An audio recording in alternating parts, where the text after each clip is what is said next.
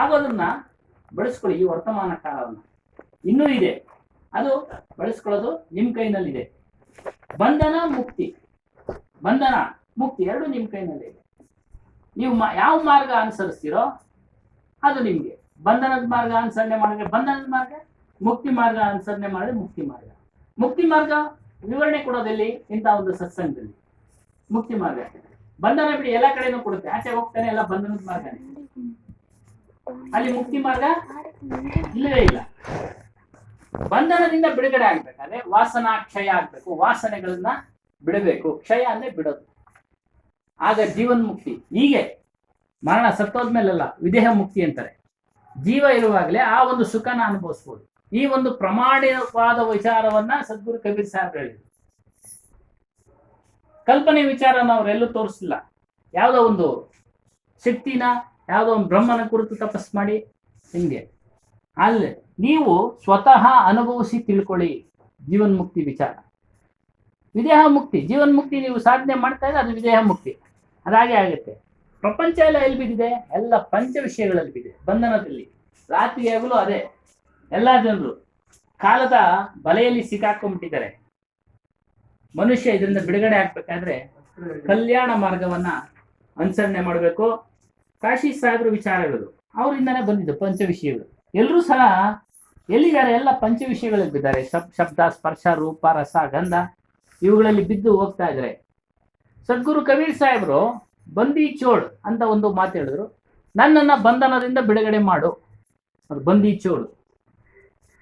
ಬಂಧನದಿಂದ ಬಿಡುಗಡೆ ಮಾಡಕ್ಕೆ ನೀವೇ ಮಾಡ್ಕೊಬೇಕು. ಅದಕ್ಕೆ ನೀವೇ ಬಲಶಾಲಿಗಳಾಗಿದ್ದೀರಾ, ಬೇರೆ ಯಾರು ಬಂದು ಬಿಡುಗಡೆ ಮಾಡಕ್ ಸಾಧ್ಯ ಇಲ್ಲ. ಬೇರೆ ಯಾರು ಬಿಡುಗಡೆ ಮಾಡಕ್ ಸಾಧ್ಯ ಇಲ್ಲ, ನೀವೇ ಮಾಡ್ಕೊಳ್ಬೇಕು. ನಿಮ್ಮಲ್ಲೇ ಶಕ್ತಿ ಇದೆ, ನೀವು ಸಮರ್ಥರು. ಗುರು ಯಾರಾದ್ರೂ ಆಗ್ಬೋದು. ಸತ್ಯವಾದ ವಿಚಾರ ಯಾರು ತಿಳಿಸ್ತಾರೋ, ಬಂಧನದಿಂದ ಬಿಡುಗಡೆ ಆಗತಕ್ಕಂತ ವಿಚಾರನ ಯಾರು ತಿಳಿಸ್ತಾರೋ, ಯಾವ ಗುರುನ ಆಗಲಿ ನೀವು ಅವ್ರನ್ನ ಆಶ್ರಯಿಸ್ಬೋದು. ಆದ್ರೆ ಅಂತವ್ರು ತುಂಬಾ ಕಡಿಮೆ. ಕಬೀರ್ ಸಾಹೇಬ್ರು ಪಾರಕ ಜ್ಞಾನ 4 ಜನ ಶಿಷ್ಯರಿಗೆ ಆಗ್ಲೇ ಹೇಳ್ದಂಗೆ, ಜಾಗೂರ್ ಸಾಹೇಬ್, ಭಗವಾನ್ ಸಾಹೇಬ್, ಶ್ರುತಿ ಗೋಪಾಲ್, ಧನಿ ಧರ್ಮರಾಜ್, ಪಾರಕ ಜ್ಞಾನ ಎಲ್ರಿಗೂ ಕೊಟ್ರು ಮತ್ತು ವಿಶ್ವಕ್ಕೂ ಕೊಟ್ರು. ಅವ್ರೆಂದಿಗೂ ಸಹ ದೇವಿ ದೇವತಾದಿಗಳು, ತಂತ್ರ ಮಂತ್ರ ಇವುಗಳನ್ನೆಲ್ಲ ಹೇಳಿಲ್ಲ. ಅದೆಲ್ಲ ಮನುಷ್ಯನೇ ಮಾಡಿರೋದು, ಎಲ್ಲವನ್ನು ಮನುಷ್ಯನೇ ಮಾಡಿರೋದು. ಮತ್ತೆ ಶ್ರಾದ್ದದ ವಿಚಾರ ಅದು ಸಹ ಹೇಳ್ತು. ಶ್ರಾದ್ದ ಅದು ಮಾಡಿರೋದು ಮನುಷ್ಯನೇ. ಪೂರ್ವಜರು ತೀರೋಗಿರೋರು ಬಂದು ಊಟ ಮಾಡ್ತಾರ? ಸಾಧ್ಯ ಇಲ್ಲ. ಬೇಡ, ಇವತ್ತು ಹೆಣ ಇದೆ, ಹೆಣದ ಮುಂದೆನೆ ಇಟ್ಬಿಡಿ, ಏನಾದ್ರು ಊಟ ಮಾಡುತ್ತಾ? ಅದು ಸರಳವಾದ ಒಂದು.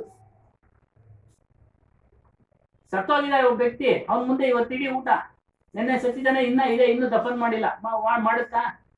ಸಾಧ್ಯನೇ ಇಲ್ಲ. ನೋಡಿ, ಅದೇ ಉದಾಹರಣೆ. ಹಾಗೆ ಮತ್ತೆ ಕಾಗೆ ರೂಪದಲ್ಲಿ ಬಂದು ತಿಂತಾರೆ ಅಂತ ಹೇಳಿದ್ರು, ಅವೆಲ್ಲ ಕಲ್ಪನೆಗಳು. ಪಕ್ಷಿಗೆ ಅನ್ನ ಕೊಡಬಾರ್ದು ಅಂತೇನಿಲ್ಲ.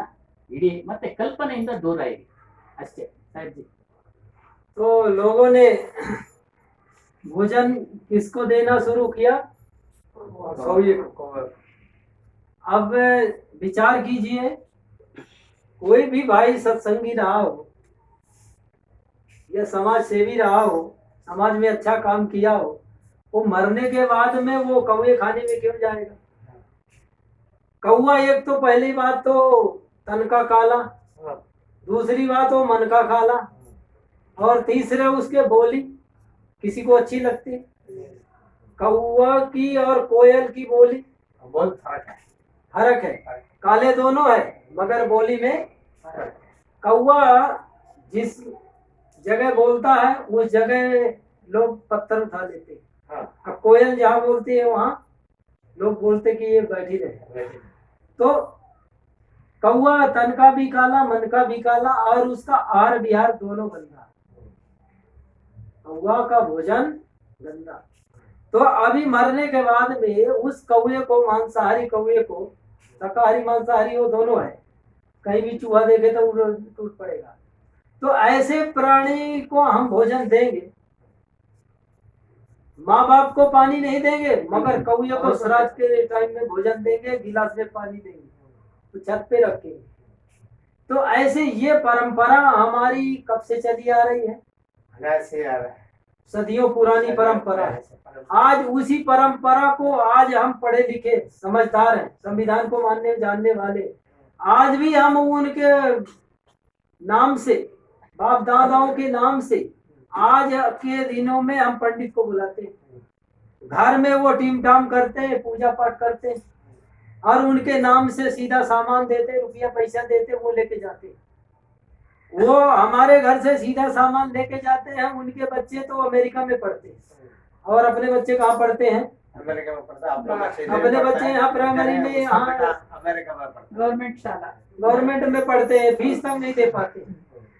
तो आज आपके मेहनत की दी हुई कमाई वो कहाँ है? विदेश में। और यहाँ कमाने वाले यहाँ धूल मिट्टी में खेल रहे हैं। तो आज जो पंडित पुरोहित आता है, ये श्रावण के महीने भी 1 महीना उसको नींद नहीं आती। पंडित को 1 महीना नींद नहीं आती, वो गणित लगाता है, आज कितने घर में जाना है, आज कितने घर में कितना क्या करना है, क्या मिलेगा, क्या लाएंगे। तो साथ में एक जजमान लेके चलता है। 11 महीने जजमान नहीं रखता, 1 महीना वो जजमान लेके चलता, वो भार ढोने के लिए। तो उसके साथ में एक लगेज वाला आता है, वो जितना भी चावल दाल आटा गुड़ शक्कर नमक मिर्चा जीरा धनिया आपका रहता है, वो सब उसमें संभाल संभाल के रखता है। तो 1 महीना ब्राह्मण है आकर के आपकी श्राद्ध करता है, 11 महीना घर में बैठ के आराम से खाता है। 1 महीना कमाता है, 11 महीना बैठ के खाता है। आप 11 महीना कमाते हैं, 1 महीना बैठ के नहीं खा सकते। तो बिजनेस किसका बढ़िया है? पंडितों का। सदगुरु कबीर साहब ने इसी पाखंड पर प्रहार किया। कबीर साहब ने कहा, जिंदे बाप को कोई न पूजे, मरे बाप पूजवाया। मुट्ठी भर चावल लेकर के कौए को बाप बनाया। एक डाल दो पंछी बैठे, कौन गुरु कौन चेला, उड़ी जा हंस अकेला। तो कबीर साहब ने कहा, जिंदे बाप को कोई न पूजे, मरे बाप पूजवाया। जिंदे बाप को कोई पूछता है? नहीं पूछता। जिंदे बाप को तो लोग रोटी नहीं देते, पानी नहीं देते, घर से भी निकाल देते।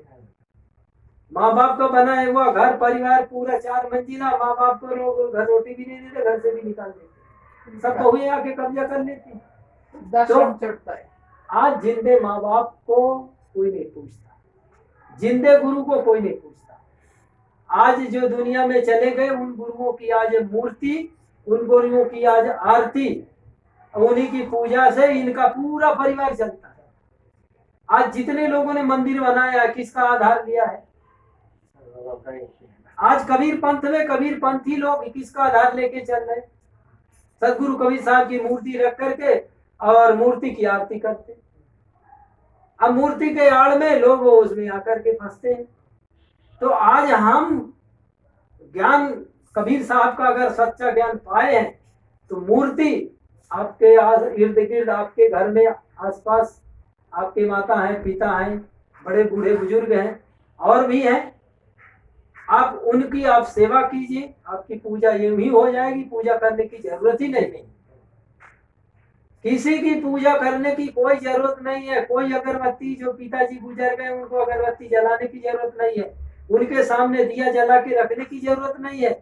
उनके सामने फल फ्रूट चढ़ाने की जरूरत नहीं है। उनके सामने पानी रखने की जरूरत है। ना तो आपके ज्योति देखेंगे, ना आपकी अगरबत्ती देखेंगे, ना आपका केला देखेंगे, ना सेव फल देखेंगे, ना आपका भेंट बंदगी चढ़ाया, कितना रुपया चढ़ाया नहीं चढ़ाया, ये कुछ नहीं देखेंगे। क्यों नहीं देखेंगे?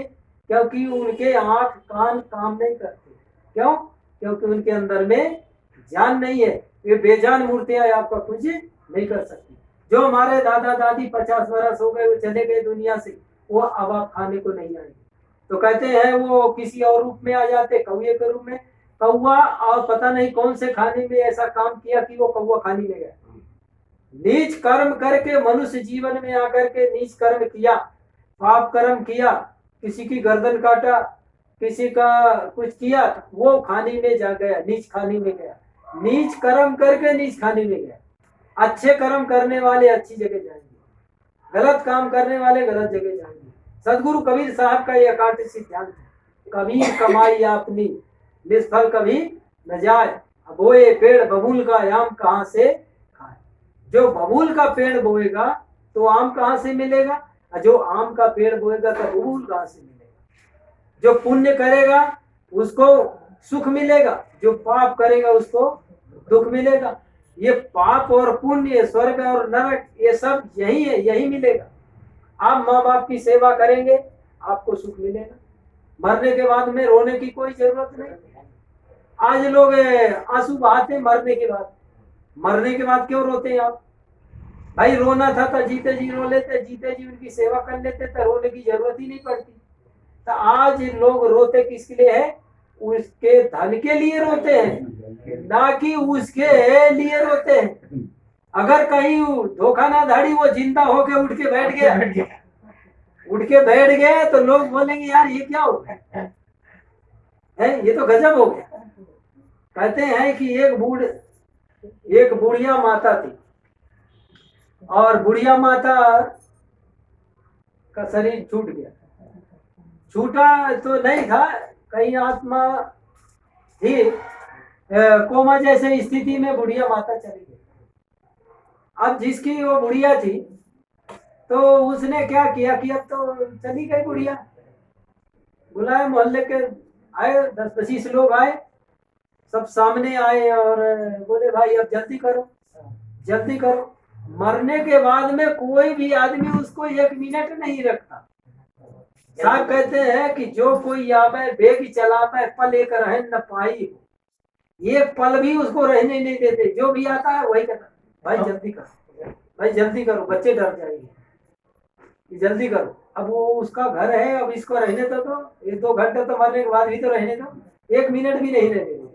तो जो आता वही कहता जल्दी करो, जल्दी करो। क्या टाइम पे आना, क्या टाइम में जाएगा, क्या टाइम में जाएगा। हाँ, वो घड़ी देखते रहते, 20 मिनट हो गए, ज्यादा हो गया।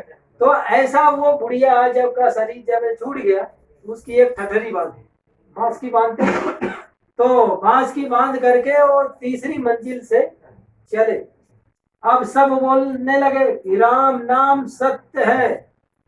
पीछे वाले बोलते सबकी यही गत्य है, राम नाम सत्य है, सबकी यही गत्य है।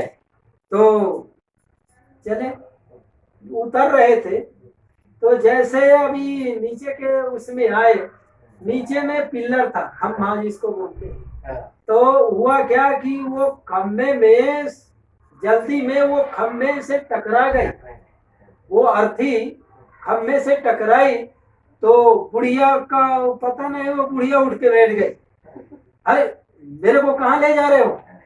जब बुढ़िया उठ के बैठ गई तो लोगों ने कहा अरे ये तो जिंदा है। तो फिर कहा जिंदा है तो चलो ले चलो। फिर वो बुढ़िया 2-3 साल फिर जी। अब वो आदमी की तो नाको दम कर दी 3 साल। अब वो आदमी हैरान हो गया, उसको भोजन बनाना, खिलाना पिलाना, उसका फिर साफ सफाई करना। अब वो तो बहुत परेशान हो गया। कहते हैं 2-3 साल के बाद में फिर बुढ़िया मर गई। तो फिर उसकी ठटरी बटरी बांधी, फिर लेके चले। अब फिर वो लेके जैसे नीचे उतर रहे थे, तो वो यही बोल रहे थे राम नाम सत्य है, सबकी यही गत्य है। तो वो सब बोल रहे थे कि राम नाम सत्य है। वो बुढ़ा बोला अरे खम्भे से बचा के। तो बोले भाई खम्भे से क्या बचा के? अरे बोले वो खम्भे से बचा के, जो मुसीबत मेरे को 3 साल आई है वो मैं ही जानता हूँ, उससे बचा के लेके चला। तो अब की तो सचमुच मर गई थी। तो ऐसे लोग कहते हैं कि सेवा करना पड़ेगा। माता पिता जिंदा है तो रोटी पानी मांगेंगे, उनकी सेवा करने पड़ेगा। तो अब जीते जी जब तक जिंदा है, जब तक तो करना ही पड़ेगा। तो जब तक उनकी संपत्ति आप लोगे तो संपत्ति तो लेने के हकदार तो हो, लेकिन सेवा के हकदार नहीं। जीते जागते की सेवा करें। तो हम कथा बता रहे थे कि वो पंडित जो है आता है और आपके सब सामान लेके जाता है। कहते हैं एक बार क्या हुआ, पंडित आया और बोला कि आपके घर में साढ़े साथी शनि साढ़े साथी है, तो उसके लिए आपको कुछ करना पड़ेगा। तो बोले उसके लिए कुछ विधि करना पड़ेगा। बोले ठीक है विधि कर लें। तो ठीक है कब करें? तो बोले अब 7:30 ही तो अभी लगा ही है, आप ऐसा करो कि परसों कर लो, परसों कर लो, क्योंकि आज फुल तैयारी में नहीं था, तो परसों कर ले। तो उसने कहा कि ठीक है तो परसों कर लेते, परसों तैयारी कर, सुबह पहुंच गया। तो वो विधि के लिए क्या क्या सामग्री लगेगा उसने लिख दिया था, ये सामग्री लगेगी। तो वो सब लेके आ गए, अगरबत्ती, फूल, माला, नारियल, धागा वागा जो कुछ भी चलता है आप लोग जानते हैं, वो दूब चारा घास फूस सब लेके आ गए, अब विधि करना। अब वो सब बैठ गए, उसको भी बैठा ली। तो अभी बोलता है वो, उसकी एक भैंस थी 10 लीटर दूध देती, तो वो उसमें लिख दिया था कागज में कि दान काला हो। तो वो दान काला हो, ले आया, तिल ले आया बाजार से, 1 पाव तिल लेके आ गया। तो अब सारी सामग्री तो आ गई थी, लेकिन वो अभी मंत्र पढ़ा 1-2, ओम क्लीम भीम फट स्वाहा इंद्र की मैंने ब्रह्मा की साली, दोनों हाथ बजा गए ताली, मेरा वचन न जाए खाली खाली। उसने बोला मेरा वचन खाली नहीं जाना चाहिए। तो उसने कहा कि दान काला हो। उसने कहा है सरकार काला है, उस पोटली में देखो है, खोला तो उसमें काला थी। उसने कहा भाई ऐसा ये दान नहीं चलेगा, दान काला हो, जान वाला हो। उसने कहा जान वाला तो ठीक है, ठहरिए पंडित मैं लेके आता हूँ।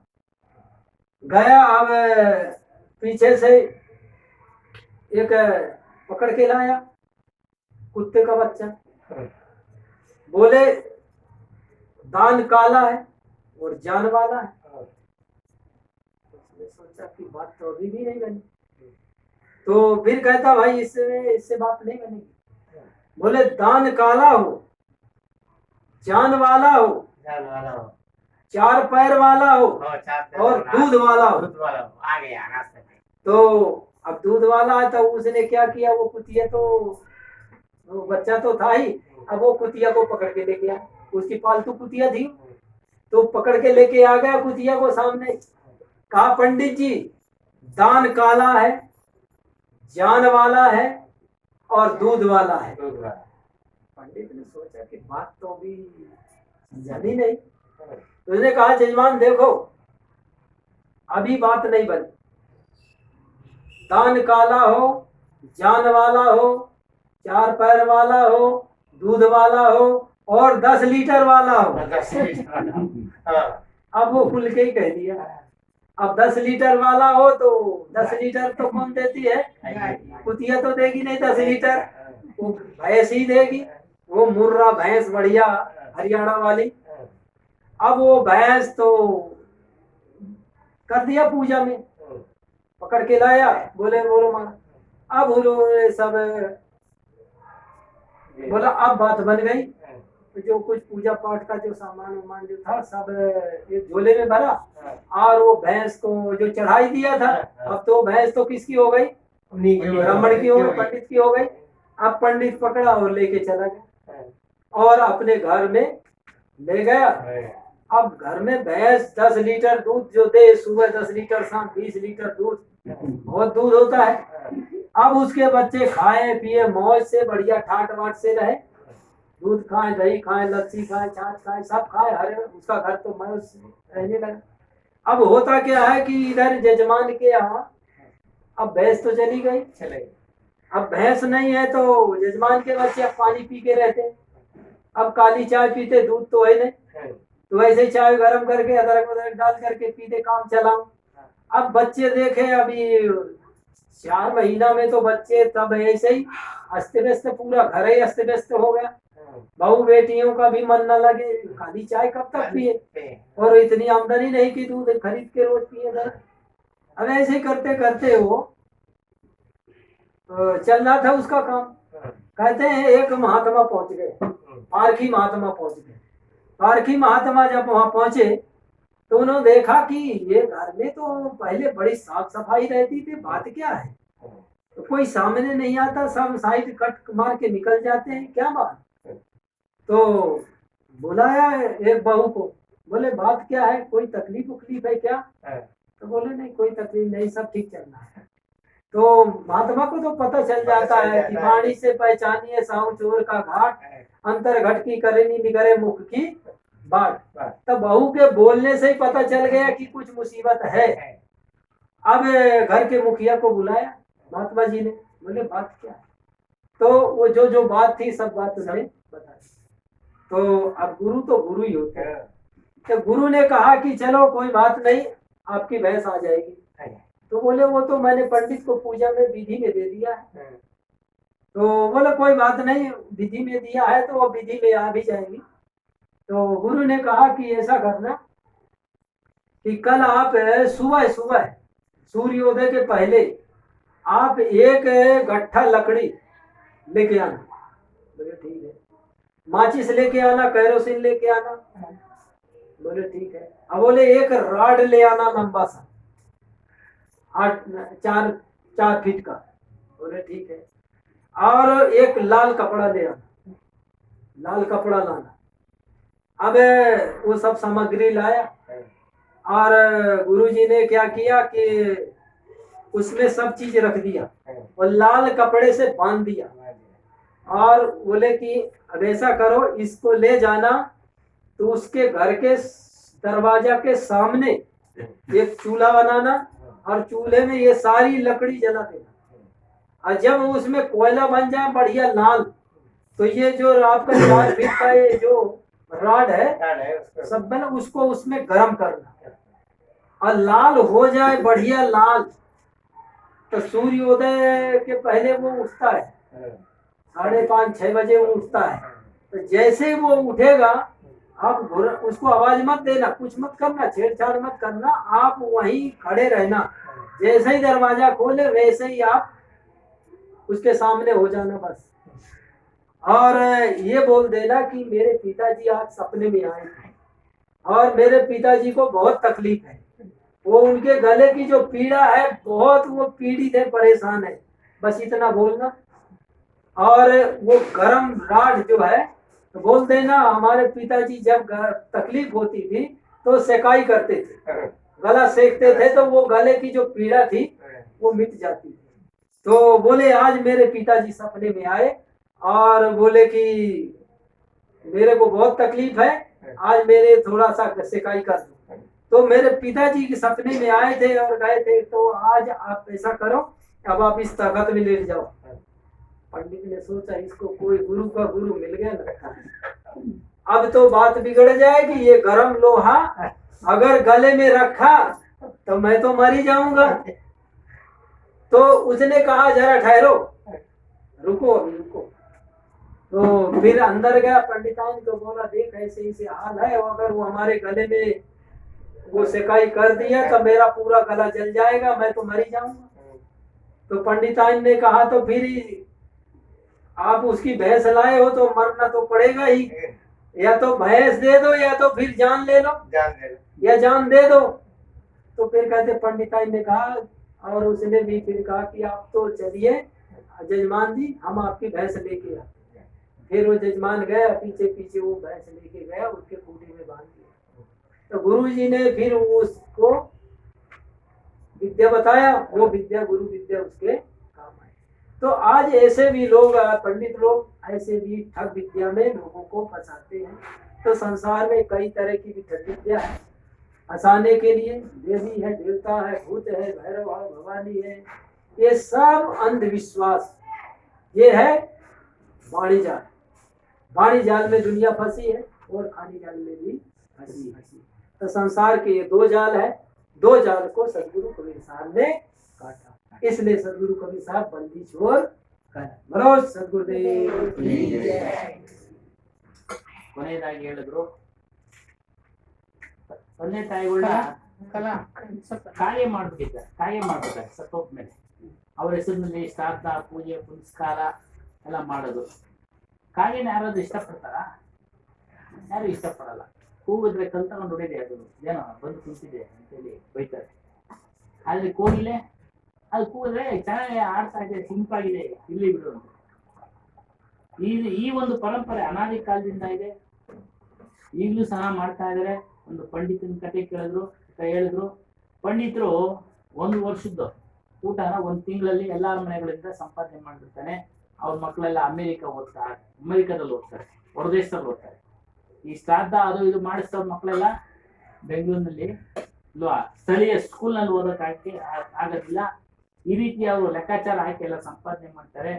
ಜೀವಂತ ತಂದೆ ತಾಯಿಗೆ ಊಟ ಕೊಡಲ್ಲ, ಮತ್ತೆ ಜೀವಂತ ಗುರುವಿಗೆ ಆರತಿ ಪೂಜೆ ಪುನಸ್ಕಾರ ಏನೊಂದು ಇದು ಮಾಡೋದಿಲ್ಲ, ಸನ್ಮಾನ. ಅದು ಈ ಒಂದು ಪರಂಪರೆ ಕಬೀರ್ ಸಾಹೇಬ್ರ ಅನೇಕ ಪರಂಪರೆನಲ್ಲೂ ಇದೆ. ದೀಪ ಬೆಳಗೋದು, ಅಗರಬತ್ತಿ ಬೆಳಗೋದು ಕಬೀರ್ ಮೂರ್ತಿಗೆ, ಈ ತರ ಎಲ್ಲ ಇದೆ. ಮನುಷ್ಯನು ನೀಚ ಕರ್ಮ ಮಾಡಿದ್ರೆ ನೀಚ ಜನ್ಮ, ಒಳ್ಳೆ ಕರ್ಮ ಮಾಡಿದ್ರೆ ಒಳ್ಳೆ ಜನ್ಮಕ್ಕೆ ಹೋಗ್ತಾನೆ. ನಾವು ಬೇವಿನ ಮರ ಹಾಕ್ಬಿಟ್ಟು ಮಾವನ ಹಣ್ಣು ಕೇಳಕ್ಕಾಗೋದಿಲ್ಲ. ಅದೆಲ್ಲ ಉದಾಹರಣೆ ಕೊಟ್ಟರು. ಮಾಡೋ ನಂತರ ಅಳ್ತಾರೆ. ಏನಕ್ಕೆ ಅಳ್ತಾರೆ? ಅದು ಹಾಡಿನಲ್ಲೂ ಬರುತ್ತೆ. ಎಲ್ಲಿ ತನಕ ಆಸ್ತಿ ಹಂಚೋ ತನಕ ಅದೆಲ್ಲ ಹೇಳ್ತಾ ಇರ್ತೀವಿ. ಒಂದು ವೃದ್ಧ ಮಾತೆ ಕಥೆಯನ್ನು ಹೇಳಿದ್ರು. ಅವಳು ಕೋಮಾ ಸ್ಟೇಜ್ಗೆ ಹೋದಾಗ ಅದು ಸತ್ತೋಗ್ಬಿಟ್ಟವಳಿಂದ ಕೆಳಗಡೆ ತರಬೇಕಾದ್ರೆ ಅದೇನ ಕಂಬ ತಿರ್ಲಿ ಮತ್ತೆ ಎಚ್ಚರ ಆಗಿ ಅವಳು ಇನ್ನೊಂದು 3-4 ವರ್ಷ ಇದ್ಲು. ಇಲ್ಲಿ ಆಸ್ತಿ ಅಕ್ಕಿಗೋಸ್ಕರ ಇದ್ದಾರೆ, ಸೇವೆ ಮಾಡಕ್ಕೆ ಅವರು ಯಾರು ಇಲ್ಲ ಮಕ್ಕಳು. ಮತ್ತೆ ಶ್ರಾದ್ದ ಒಬ್ಬ ಮಾಡೋನು ಸಾಡೆ ಸಾತಿ ಜನ್ಮಾತ್ಮನ ಕಾಟ ಇದೆ ಅಂತೇಳಿ ಪೂಜೆ ಮಾಡಿಸಿ ತಂದು ಉಪಾಯವಾಗಿ ಹಸುನ ತಗೊಂಡು ಹೋಗ್ತಾನೆ. ನಂತರ ಅವನು ಬಡವ ಆಗ್ಬಿಡ್ತಾನೆ. ಹಸು ಕೊಟ್ಟಾನ ಅವನು ದಿನ ಅದರಲ್ಲೇ ಅವ್ರ ಮನೆಗೆ ಹಾಲು ಮತ್ತೆ ಕಾಫಿ ಟೀ ಎಲ್ಲ ಮಾಡ್ಕೊಳ್ತಾ ಇದ್ರು. ಅದೋದ್ಮೇಲೆ ಅವನು ಅದು ಬಡವನೂ ಆಗ್ಬಿಡ್ತಾನೆ. ನಂತರ ಪಾರಕಿ ಮಹಾತ್ಮರೊಬ್ರು ಬಂದು ವಿಚಾರ ತಿಳಿದು ಉಪಾಯದಿಂದ ಅದೇ ರೀತಿ ಉಪಾಯದಿಂದ ಒಂದು ಏನು ನಮ್ಮ ತಂದೆ ಕನಸಿಗೆ ಬಂದಿದ್ರು, ಅವ್ರ ಗಂಟ್ಲೇನೋ ಇದು ಕಾಯಿಲೆ ಬಂದ್ಬಿಟ್ಟೈತೆ ಅಂತ ಹೇಳಿ ಈ ರೀತಿ ಹೇಳು, ನೀನು ಹೋಗಿ ಆ ಒಂದು ಕಬ್ಬಿಣದಿಂದ ಆ ಬ್ರಾಹ್ಮಣನಿಗೆ ಹೋಗಿ ಗಂಟಲಲ್ಲಿ ಇಟ್ಟರೆ ಸರೋಗತ್ತೆ ಅಂತ ಹೇಳಿದ್ರು ಅಂತೇಳಿ ಅದೇ ರೀತಿ ಒಂದು ಮಾಡಕ್ ಹೋಗ್ತಾನೆ. ಈ ಐಡಿಯಾ ಕೊಟ್ಟಿದ್ದೆಲ್ಲ ಗುರುಗಳು. ಆಗ ಅವನು ಬ್ರಾಹ್ಮಣ ಭಯ ಬಿದ್ದು ಆ ಹೆಸರನ್ನ ವಾಪಸ್ ಕೊಡ್ತಾನೆ ಅನ್ನೋ ಒಂದು ವಿಚಾರ ಗಂಟಲ ಹೇಳಿದ್ರು. ಈ ರೀತಿಯಾಗಿ ಕಲ್ಪನೆಗಳಿಂದ ಕೂಡಿದೆ ವಿಚಾರಗಳು. ದೇವಿ ದೇವತಾದಿಗಳ ಪೂಜೆ ನೀವು ವಿಚಾರ ಮಾಡಿ. ಈ ವಿಚಾರ ಕಾಣಿಜಾಲ ವಾಣಿಜಾಲ ಅಂತ. ಕಾಣಿಜಾಲ ಅಂತಂದ್ರೆ ಈ ದೇವಿ ದೇವತಾದಿಗಳ ಪೂಜೆ ಪುನಸ್ಕಾರಗಳು ಮತ್ತೆ ಪ್ರಾಣಿ ಪದಾರ್ಥಗಳಲ್ಲಿ ಮೋಹ, ಇದು ಕಾಣಿಜಾಲ. ವಾಣಿಜಾಲನೇ ಈ ರೀತಿ ಸುಳ್ಳು ಹೇಳ್ಬಿಟ್ಟು ನಮ್ಮನ್ನ ಬಲೆಗೆ ಸಿಕ್ಸೋದು. ಇದನ್ನೆಲ್ಲ ಬಿಡುಗಡೆ ಮಾಡೋರು ಮಾಡಿರೋರು ಅಂದ್ರೆ ಕಬೀರ್ ಸಾಹೇಬ್ರು ಒಬ್ರೆ, ಜ್ಞಾನಿ ಇಲ್ಲ. ಕೃಷ್ಣನೇ ಹೇಳ್ತಾನೆ, ಕರ್ಮಗಳನ್ನ ಮಾಡಬೇಡಿ, ನೀನು ಜ್ಞಾನಿ ಆಗಲ್ಲ. ವಿಚಾರ ಭಗವದ್ಗೀತೆನಲ್ಲಿ ಅವನು ಹೇಳಿದ್ದಾನೆ. ಹಾಗಾಗಿ ಯಾರು ಜ್ಞಾನನೇ ತಗೊಳ್ಳಲ್ಲ. ಇವತ್ತು ಅಭಿಲಾಷ್ ಸಾಹೇಬ್ರು ವಿಚಾರ ಕೇಳ್ತಾ ಇದ್ವಿ, ಜ್ಞಾನದ ವಿಚಾರ ಯಾರು ಪ್ರಚಾರ ಮಾಡೋದಿಲ್ಲ. ಎಲ್ಲ ಆ ಪೂಜೆ ಮಾಡು, ಈ ಪೂಜೆ ಮಾಡು, ಇದು ಮಾಡು. ಕೃಷ್ಣ ಅವನ ಪೂಜೆ ಮಾಡಿ ಒಳ್ಳೇದು ಮಾಡ್ತಾನೆ. ಅವನೇ ಹೇಳ್ತಾನೆ ಇದನ್ನೆಲ್ಲ ಬಿಡು ಅಂತ. ಕೆಲವು ಬ್ರಾಹ್ಮಣರು ಇದನ್ನ ಮಾಡಿಸಿ ಅವರು ಉದ್ಧಾರ ಆಗ್ತಾ ಇದ್ದಾರೆ. ಅದೇ ಉದಾಹರಣೆ ಕೊಟ್ಟಿದ್ದವರು. ಹಾಗಾಗಿ ಇಲ್ಲಿವರೆಗೂ ಇವರು ಒಳ್ಳೆ ಸತ್ಸಂಗ ತಿಳಿಸ್ಕೊಟ್ರು. ಇವರಿಗೆ ನಿಮ್ಮೆಲ್ಲರ ಪರವಾಗಿ ಧನ್ಯವಾದಗಳು. ಬೋಲೋ ಸದ್ಗುರು ದೇವರು ಶ್ರೀ ಕಬೀರ್ ಸಾಹೇಬ್ ಕೋ ಜೈ, ಶ್ರೀ ಹನುಮಾನ್ ದಾಸ್ ಸಾಹೇಬ್ ಕೋ ಜೈ, ಗುರು ಮಾತಾಜಿ ಕೋ ಜೈ, ಸರ್ವ ಸಂತ ಮಹಂತ ಕೋ ಜೈ.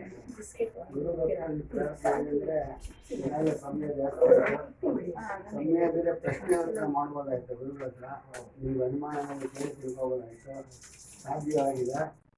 ಮತ್ತೆ ಮುಂದಿನ ವಾರ ಗುರು ಪೌರ್ಣಮಿ ಇರೋದ್ರಿಂದ ನಮ್ಮ ದೊಡ್ಡಬಳ್ಳಾಪುರದ ಕಬೀರ್ ಆಶ್ರಮದಲ್ಲಿ ಗುರುಪೂಜೆ ಮಾಡಿಕೊಂಡಿದ್ದಾರೆ. ಅವ್ರ ನಾಳೆ ಕರ್ಕೊಂಡು ಹೋಗ್ತಾ ಇದ್ದೀವಿ.